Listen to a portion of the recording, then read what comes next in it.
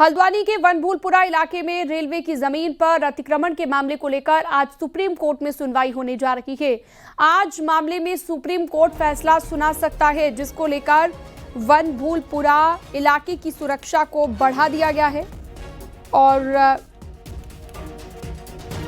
Police ने flag march भी निकाला। आपको बता दें कि रेलवे की वनभूलपुरा से लगी हुई 30 हेक्टेयर जमीन पर अतिक्रमण का ये मामला है, जिस मामले को लेकर रेलवे का ये दावा है कि उसकी जमीन पर करीब 5000 अतिक्रमणकारियों ने कब्जा किया हुआ है।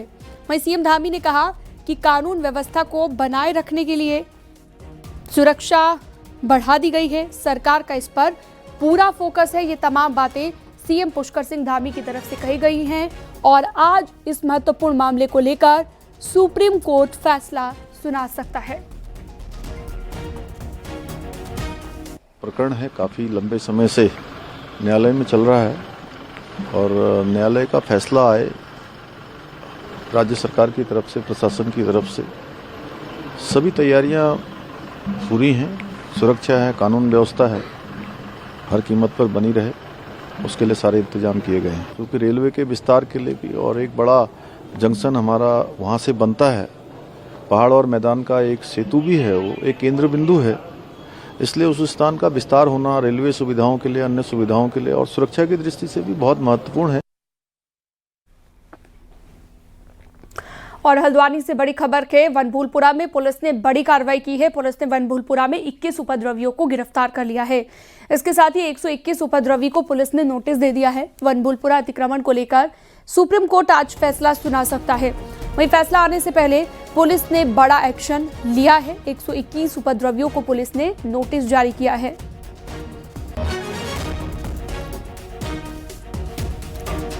चलिए सीधा रुख करते हैं। शैलेंद्र नेगी हल्द्वानी से हमारे सहयोगी लाइव जुड़ चुके हैं इस वक्त हमारे साथ।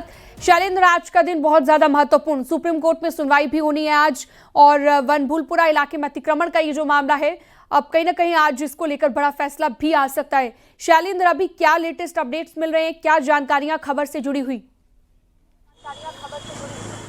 देखिए, बिल्कुल वनभूलपुरा की जो ये पूरी की पूरी जमीन है 30 हेक्टेयर के आसपास, ये असल में अतिक्रमण है या फिर ये रेलवे की लैंड है या फिर ये सरकार की लैंड है। ये स्टेटस सुप्रीम कोर्ट से आज क्लियर होने की उम्मीद है और इसी फैसले की उम्मीद जो है, जो वनभूलपुरा में रहने वाले 50,000 से ज्यादा लोग हैं वो भी लंबे समय से कर रहे हैं, क्योंकि जनवरी 2023 से ये पूरा मामला सुप्रीम कोर्ट में लंबित है और लगातार सुनवाइयों के दौर के बाद जो है आज वो घड़ी है जब अंतिम फैसला सुप्रीम कोर्ट सुना सकता है।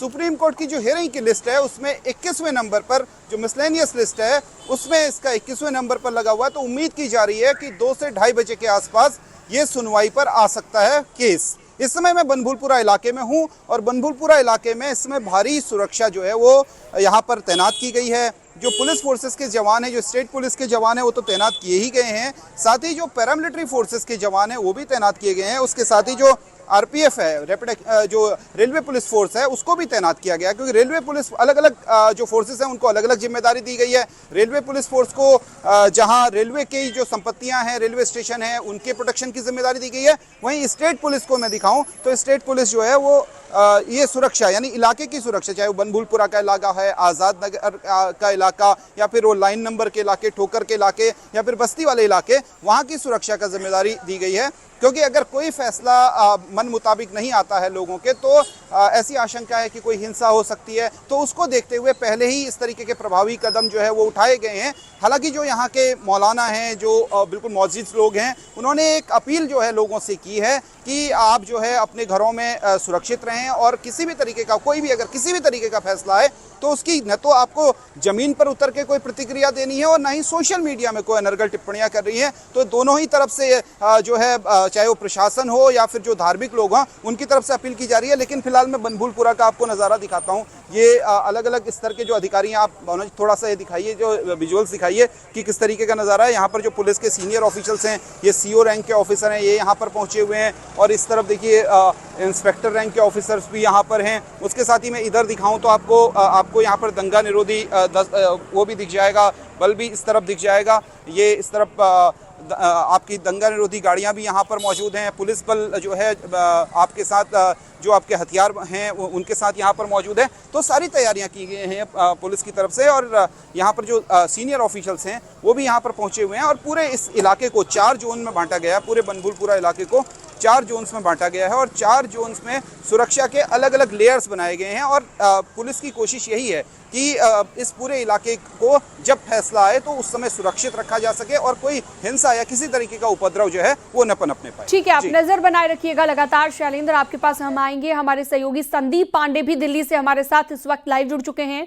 संदीप, आज का दिन बहुत ज्यादा महत्वपूर्ण, क्योंकि आज सुप्रीम कोर्ट का एक ऐसा फैसला आना है जो कई परिवारों को प्रभावित करेगा। हाई कोर्ट में जो फैसला सुनाया गया अतिक्रमण को हटाने का, तो अब सुप्रीम कोर्ट पहुंचे हैं ये तमाम परिवार, करीब 5000 परिवार बताए जा रहे हैं।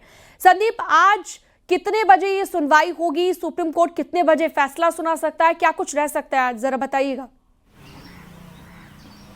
देखिए, बनभूलपुरा में जो अतिक्रमण का मामला है ये वर्षों से चल रहा है, और इसमें हाई कोर्ट जो रेलवे की ज़मीन है खाली कराने का आदेश दे चुका है, और जो परिवार वहां पे कब्जेदार हैं उन्होंने याचिका सुप्रीम कोर्ट में दाखिल की थी। सुप्रीम कोर्ट आज सुनवाई कुछ ही देर में शुरू करने वाला है, और 11 से 12 के बीच में उम्मीद जताई जा रही है कि फैसला आ जाएगा। इस पर लोगों की निगाहें टिकी हुई, क्योंकि 5000 परिवार उस ज़मीन पर बसे हुए और करीब 50,000 लोग इस फैसले से प्रभावित होंगे, यानी कि उनका भविष्य इस फैसले पर टिका हुआ है। सुप्रीम कोर्ट क्या फैसला लेता है, क्योंकि सुप्रीम कोर्ट में जब याचिका दाखिल हुई थी, पहली बार सुनवाई हुई थी, तो सुप्रीम कोर्ट ने यथास्थिति बरकरार रखने के निर्देश दिए थे। तब से इंतजार प्रशासन कर रहा है।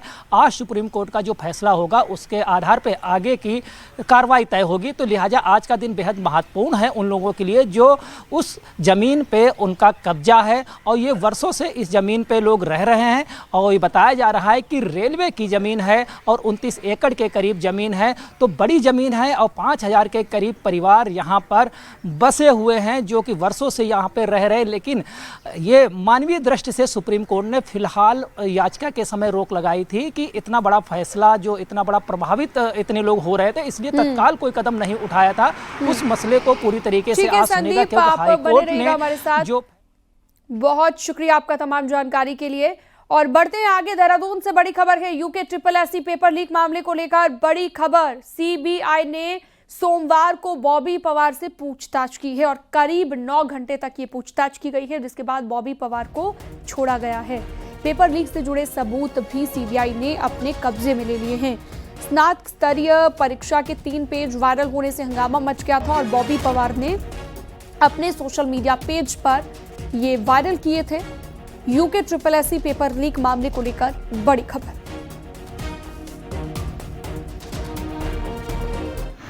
की कार्रवाई में जहां तक मुझे लगा तो CBI केवल एक एंगल को लेकर चल रही है। वो एंगल यही जो पेपर बाहर आया, कैसे आया, क्यों आया, इस एंगल पर काम कर रही है। पर CBI को भी अभी जो दूसरा एंगल है, जो 20 तारीख की जो गिरफ्तारियां हाकम सिंह और उसके साथी की हुई थी, जिसमें यह कहा गया था कि OMR खाली छोड़ने के बाद हम आयोग में OMR भरेंगे या इस प्रकार से चीजें करेंगे, उस एंगल पर काम करने की जरूरत है। कुंवर प्रणब चैंपियन के बेटे दिव्य प्रताप के मामले में बड़ा अपडेट सामने आया है। आरोपी दिव्य प्रताप सोमवार को राजपुर थाने में पहुंचा, जहां पर पुलिस ने उसके बयान दर्ज किए। दिव्य प्रताप ने पुलिस के मामले में ड्राइवर से मारपीट करने की बात को स्वीकार कर लिया है, लेकिन उसने पूर्व मुख्य सचिव S रामास्वामी के बेटे R यशोधन से मारपीट और अभद्रता करने से इनकार कर दिया है। आपको बता दें, यशोधन की शिकायत पर दिव्य प्रताप पर मुकदमा दर्ज हुआ था। पुलिस सूत्रों के मुताबिक मामले में शामिल पुलिस जवान के बयान भी दर्ज कराए जाएंगे। साथ ही CCTV फुटेज और मोबाइल लोकेशन की भी जांच जारी है। पुलिस का कहना है कि बयान और साक्ष्यों के आधार पर कार्रवाई की जाएगी।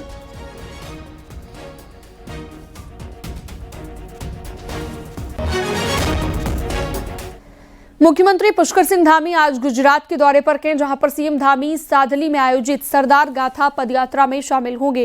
ये पदयात्रा बिरसा मुंडा सर्किल से साधली तक जाएगी, जिसमें 11:15 बजे CM धामी शामिल होंगे।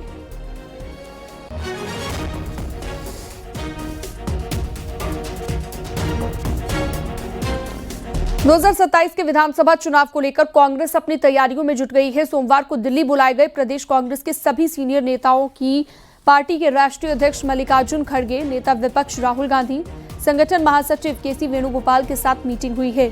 बताया गया कि मीटिंग में 14 दिसंबर को दिल्ली में होने वाले रैली के साथ ही चुनाव की रणनीति पर विचार विमर्श हुआ है। प्रदेश कांग्रेस अध्यक्ष को 20 दिसंबर तक चुनाव का रोड मैप बनाकर देने को कहा गया है। इसके अलावा गणेश गोदियाल को जल्द से जल्द प्रदेश कार्यकारिणी के गठन के निर्देश दिए गए हैं। इसके अलावा चुनाव से पहले उत्तराखंड में प्रस्तावित SIR की तैयारियों को लेकर भी चर्चा की गई। मीटिंग में कांग्रेस के प्रदेश अध्यक्ष के साथ ही चुनाव प्रचार कमेटी के अध्यक्ष प्रीतम सिंह, चुनाव प्रबंधन समिति के अध्यक्ष हरक सिंह रावत, AICC मेंबर और पूर्व अध्यक्ष करण महरा शामिल थे। तो उत्तराखंड कांग्रेस के सीनियर नेता शामिल हुए हैं। 20 दिसंबर तक चुनावी रोड मैप देने को कहा गया है। 2027 के विधानसभा चुनाव को लेकर कांग्रेस अपनी तैयारियों में जुट गई है। सोमवार को दिल्ली बुलाए गए प्रदेश कांग्रेस के सभी सीनियर नेताओं की पार्टी के राष्ट्रीय अध्यक्ष मल्लिकार्जुन खड़गे, नेता विपक्ष राहुल गांधी, संगठन महासचिव केसी वेणुगोपाल, इन सभी के साथ मीटिंग हुई है। चलिए सीधा रुख करते हैं। सुनील और प्रभात हमारे साथ लाइव जुड़ चुके हैं इस पर ज्यादा जानकारी बातचीत के लिए। सुनील, कांग्रेस ने तैयारियां यहां पर कर दी हैं शुरू 2027 के विधानसभा चुनाव को लेकर और अपनी रणनीति बनाना भी शुरू कर दिया है। साथ ही बैठकों का दौर दिल्ली में शुरू हो गया है। और क्या जानकारी, किस तरह से अपनी स्ट्रैटेजी कांग्रेस अभी से बना सकती है? देखिए सीनम, उत्तराखंड में 2027 के शुरुआत में विधानसभा के चुनाव होने हैं और कांग्रेस पिछले 2 टर्म से लगातार सत्ता से बाहर रही है। ये तीसरा टर्म होगा, इसीलिए कांग्रेस के लिए ये वाला सेशन करो या मरो की स्थिति वाला है। यही कारण है कि कांग्रेस बेहद गंभीर दिखाई दे रही है 2027 के विधानसभा चुनाव को लेकर। कांग्रेस में बैठकों का दौर लगातार जारी है। कल भी दिल्ली में राहुल गांधी और कांग्रेस के राष्ट्रीय अध्यक्ष मल्लिकार्जुन खड़गे के साथ उत्तराखंड के जो सीनियर मोस्ट लीडर हैं पार्टी के, उनके साथ मीटिंग हुई। ये भी देखना होगा कि कांग्रेस ने पहली बार उत्तराखंड में ये प्रयोग किया है कि साल भर पहले ही कांग्रेस ने यहाँ पर चुनाव संचालन समिति के मुखिया और इसके अलावा चुनाव प्रबंधन समिति के जो मुखिया हैं वो यहाँ पर तैनात कर दिए हैं। कल की जो मीटिंग दिल्ली में हुई उसमें इन्हीं तमाम मुद्दों पर विचार विमर्श हुआ कि 2027 तक पार्टी का जो चुनावी रोड मैप होगा वो क्या होगा। पार्टी के प्रदेश अध्यक्ष गणेश गोदियाल से भी लंबी बातचीत हुई और उनको बाकायदा कहा गया है कि वो इस दिसंबर महीने में पूरा रोड मैप बनाकर राष्ट्रीय नेतृत्व को भेजें कि उत्तराखंड में किन किन मुद्दों के साथ पार्टी चुनाव में जाएगी, आगे बढ़ेगी। इसके साथ साथ 14 दिसंबर को कांग्रेस की दिल्ली में वोट चोर रैली आयोजित की गई है। उसके लिए भी उत्तराखंड से बड़ी संख्या में ये तय किया गया है कि कार्यकर्ता दिल्ली पहुंचेंगे। तो कल मल्लिकार्जुन खड़गे ने इसके लिए भी विशेष निर्देश पार्टी के कार्यकर्ताओं को दिए, पार्टी नेताओं को दिए। और इसके साथ साथ उत्तराखंड में हमने देखा कि कांग्रेस के अंदर एक गुटिया राजनीति जब तब सामने आती रही है। कल की मीटिंग में ये निर्देश दिए गए कि तमाम जो नेता हैं, जो पार्टी के जो बड़े लीडर्स हैं, उनके बीच एकजुटता जरूरी है। बाकायदा प्रदेश अध्यक्ष को कहा गया कि वो जल्द से जल्द अपनी जो टीम है प्रदेश की उसका गठन करें, प्रदेश कार्यकारिणी का गठन करें और इसके बाद बूथ लेवल मैनेजमेंट में जुट जाएं। यानी कि पार्टी पूरी तरह से 2027 का जो चुनाव है उसके मुकाबले के लिए खुद के नेताओं को, खुद के कार्यकर्ताओं को तैयार करने में जुटी हुई है। जी बहुत शुक्रिया सुनील, आपने तमाम जानकारी विस्तार से दी कांग्रेस की तैयारी को लेकर। बढ़ते आगे, कांग्रेस में प्रदेश अध्यक्ष की ताजपोशी के बाद कांग्रेस अब संगठन को भी मजबूत बनाने में जुट गई है। पार्टी हाईकमान ने सीनियर नेताओं को फील्ड में भेजने का फैसला किया है।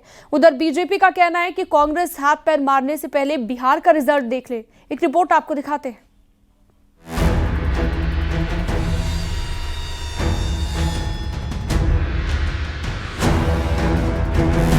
विधानसभा चुनाव के करीब 1 साल पहले उत्तराखंड कांग्रेस चुनाव मोड में आ गई है। सोमवार को प्रदेश अध्यक्ष गणेश गोदियाल समेत दूसरे सीनियर नेताओं को दिल्ली बुलाया गया। वोट चोरी के मुद्दे पर 14 दिसंबर की दिल्ली में प्रस्तावित रैली निपटाने के बाद उत्तराखंड में कांग्रेस बूथ स्तर पर इलेक्शन मैनेजमेंट कमेटियां बनाने और कार्यकर्ताओं को तैयार करने की जिम्मेदारी अपने नेताओं को देने जा रही है। हालांकि बीजेपी ने कांग्रेस के हाल पर तंज कसा है। BLA बनने की प्रक्रिया है उसको भी हम लोग तेज कर रहे हैं। BLA 1 बन रहे हैं। BLA 1 बनने के बाद BLA 2 प्रत्येक बूथ में 11,000 से ज्यादा बूथ हमारे पूरे प्रदेश के अंदर है। प्रत्येक बूथ में BLA नियुक्त हो और उसका विकल्प भी हो। एक जो हमारा बूथ है उसमें केवल एक BLA 2 नहीं हो, बल्कि BLA 2 के साथ और विकल्प भी हमारे पास 1, 2, 3, 4 उसके पास हमारे पास होने चाहिए। ये हम तैयारी कर रहे हैं। पहली प्राइमरी तैयारी यही है। बिहार के अंदर किस प्रकार की भीड़ वहाँ के गवैयों को इकट्ठा करके अप्पू पप्पू गप्पू जितने इकट्ठे हुए थे वहाँ पर की, क्या रिजल्ट रहा। और वही दृश्य यहाँ भी होने वाला है, क्योंकि लोग विकास चाहते हैं। आप ठीक है, कांग्रेस के बाद तो रैली में भी इकट्ठा करने के लिए 500 रुपये देने पड़ते हैं। ये भारतीय जनता पार्टी थोड़ी है कि कार्यकर्ता अपने आप सड़क पर आ जाए। कांग्रेस इस बार परंपरा बदलते हुए 1 साल पहले ही कैंपेन और मैनेजमेंट कमेटियों के प्रमुख घोषित कर चुकी है। वहीं बीजेपी ने पूरी तरह से अपने पत्ते अभी नहीं खोले हैं। फिलहाल कांग्रेस की नई टीम पहले अपने किले के सिपाहियों की ट्रेनिंग करा लेना चाहती है। सुनील नौप्रभात, न्यूज़ 18, देहरादून।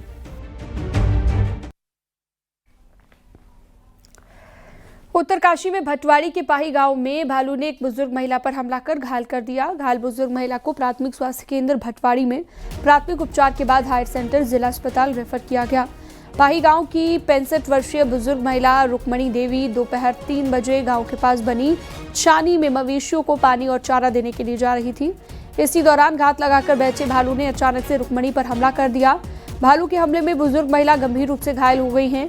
महिला के शोर मचाने पर ग्रामीणों ने मौके पर पहुंचकर भालू को भागकर महिला को प्राथमिक स्वास्थ्य केंद्र भटवाड़ी पहुंचाया, जहां पर घायल महिला के प्राथमिक इलाज के बाद हायर सेंटर रेफर कर दिया गया है।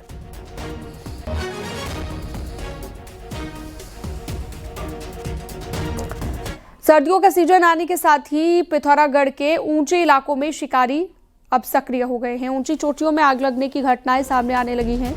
असल में ठंड बढ़ने के साथ ऊंचे इलाकों के दुर्लभ जानवर निचले इलाकों को चले आते हैं। ऐसे में शिकारी चोटियों के निचले इलाकों में आग लगाकर शिकार को घेरते हैं। चोटियों में आग लगने के बाद वन विभाग भी एक्टिव हो गया है। वन विभाग ने शिकारियों को पकड़ने के लिए इस बार ITBP और SSB से भी मदद मांगी है।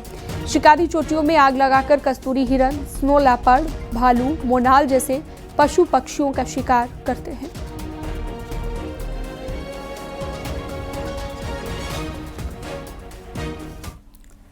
देहरादून में प्रशासन ने CSC सेंटरों पर सख्ती शुरू कर दी है। जिले में चल रहे करीब 1800 सेंटरों का फिजिकल वेरिफिकेशन किया जा रहा है।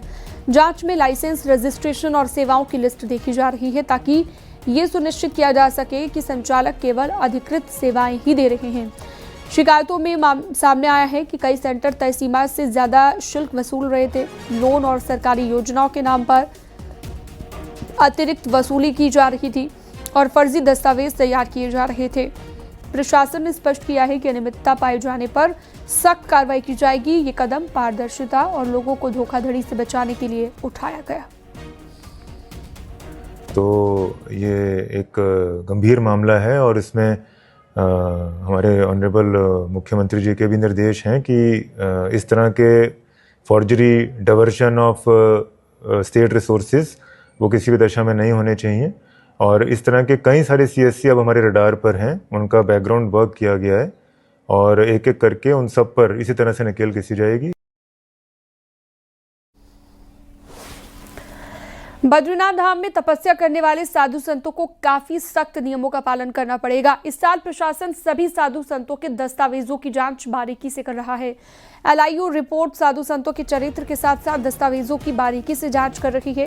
पिछले काफी सालों से प्रशासन को बद्रीनाथ धाम में तपस्या करने वाले साधुओं की शिकायतें भी मिली हैं। तपस्या के नाम पर साधु संत बद्रीनाथ धाम में अतिक्रमण भी करते हुए दिखाई दिए, जिस पर बार प्रशासन काफी सख्त दिख रहा है। जो कार्य की प्रणाली रही है वो किस तरीके की रही है, साथ में जो लोकल हमारी LIU का इनपुट है और उनके हेल्थ और तमाम दूसरे जो इश्यू हैं उनको देखते हुए उनको परमिशन किस तरीके से दी जानी है उस पर हम कार्रवाई करते हैं और जल्दी जो पात्र हैं उनको हम परमिशन देते हैं। चमोली में नाबालिग स्टूडेंट से यौन शोषण के आरोपी टीचर को पुलिस ने गिरफ्तार कर लिया है। चमोली में राजकीय इंटर कॉलेज गौड़ा के गेस्ट टीचर यूनुस अंसारी पर नाबालिग स्टूडेंट्स के यौन उत्पीड़न का आरोप लगा है। पीड़ित परिवारों ने 30 नवंबर को कोतवाली चमोली में शिकायत दर्ज कराई कि आरोपी ने परीक्षा में फेल करने की धमकी देकर एक छात्र और छात्रा से छेड़खानी की। मामले की गंभीरता को देखते हुए पुलिस ने तुरंत कार्रवाई की है और एक टीम उत्तर प्रदेश भेजी गई है। टीम ने 12 घंटे के भीतर बिजनौर के जलालाबाद में दबिश देकर आरोपी को गिरफ्तार कर लिया है। वहीं खंड शिक्षा अधिकारी की तरफ से आरोपी टीचर को हटा दिया गया है। यूनुस अंसारी के अनुबंध को रद्द कर दिया गया है। जनपद बिजनौर के जलालाबाद नामक स्थान से उत्तर प्रदेश से उक्त अभियुक्त को गिरफ्तार किया गया है और उसको आज माननीय जिला एवं सत्र न्यायाधीश चमोली के समक्ष प्रस्तुत किया जा रहा है।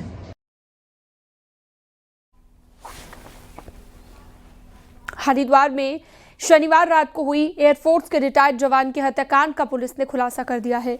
चौंकाने वाले खुलासे में सामने आया है कि मृतक के इकलौते बेटे ने ही अपने पिता की हत्या करवाई थी। 21 वर्षीय आरोपी युवक ने अपने 2 साथियों के साथ मिलकर पिता के हत्याकांड की साजिश रची और गाड़ी में लिफ्ट देने के बहाने पिता के सिर में तमंचे से गोली मार दी।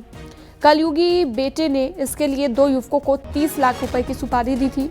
हत्या की गुत्थी सुलझाने के बाद बहादुराबाद थाना पुलिस ने तीनों आरोपियों को गिरफ्तार कर लिया है।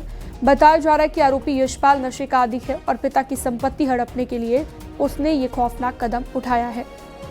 मृतक भगवान सिंह एयरफोर्स के रिटायर्ड जवान थे। जो वादी है एक्चुअल में वही इसमें संदिग्ध प्रतीत हो रहा था। उससे जब सख्ती से पूछताछ की गई तो उसके द्वारा इस पूरे घटनाक्रम में मास्टरमाइंड होना बताया गया। वादी जो मृतक है उसका खुद का बेटा है। उसके द्वारा अपने 2 साथियों के साथ मिलकर अपने पिता की हत्या की गई। देश भर में साइबर ठगी का नया पैंतरा सामने आया। अब ठग एसआईआर अपडेट और बीएलओ वेरिफिकेशन के नाम पर लोगों को फंसा रहे हैं।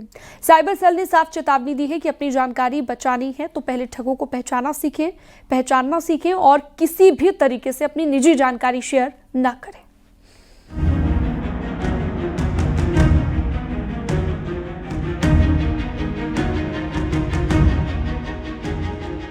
इन दिनों देश में एसआईआर की हलचल तेज है। हालांकि चुनाव आयोग इसे समझा चुका है, लेकिन फिर भी नाम सुनकर आधे लोग कंफ्यूज हो जाते हैं और ठग इसी का फायदा उठाते हैं। साइबर अपराधी खुद को सरकारी एजेंसी या टेलीकॉम कंपनी का अधिकारी बताते हैं और कॉल पर कहते हैं आपका एसआईआर अपडेट नहीं हुआ या आपका वोटर आईडी एसआईआर में अपडेट किया जा रहा है, जिसके लिए आपके पास एक ओटीपी भेजा जा रहा है या फिर कोई लिंक आपके नंबर पर भेजकर उसके अंदर अपडेट करने के लिए कहा जाएगा। लेकिन सतर्क रहें, यही बहाना बनाकर ठग आधार नंबर, ओटीपी, बैंक डिटेल सब कुछ निकलवा लेते हैं, जिसकी शिकायतें अब साइबर सेल तक पहुंच रही है। ओटीपी, अपना सीवीवी, अपनी पर्सनल इंफॉर्मेशन ऐसे फ़ोन पे किसी अज्ञात से शेयर ना करें, यही मैं इसमें कहना चाहूँगा। और इसमें एक संभावना रहती है कि इसमें ठगी का शिकार कोई व्यक्ति हो सकता है। वहीं साइबर एक्सपर्ट्स बताते हैं कि ठग आसानी से वोटर आईडी का डेटा भी निकाल लेते हैं और फिर बीएलओ बनकर कॉल करते हैं, कहते हैं वेरिफिकेशन कर रहा हूँ, जानकारी दे दो। लेकिन सच ये है कि आपका असली बीएलओ कभी भी ओटीपी नहीं मांगता, इसीलिए वेरीफाई बीएलओ को ही जानकारी दें, वेरीफाई ठगों को नहीं।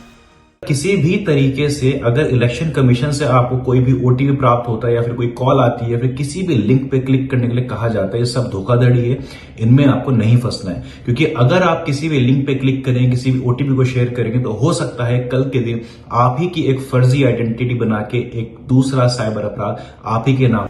अभी कई राज्यों में एसआईआर के नाम पर फ्रॉड दर्ज हो चुके हैं। भले ही उत्तराखंड में अब तक शिकायतें नहीं आई हों, लेकिन सतर्कता बरतना जरूरी है। सावधानी रखें, वरना एसआईआर अपडेट कराने के चक्कर में आपका बैंक बैलेंस अपडेट हो जाएगा और वो भी सीधे ठगों की जेब में। देहरादून से न्यूज़ 18 के लिए सत्येंद्र बर्तवाल की रिपोर्ट।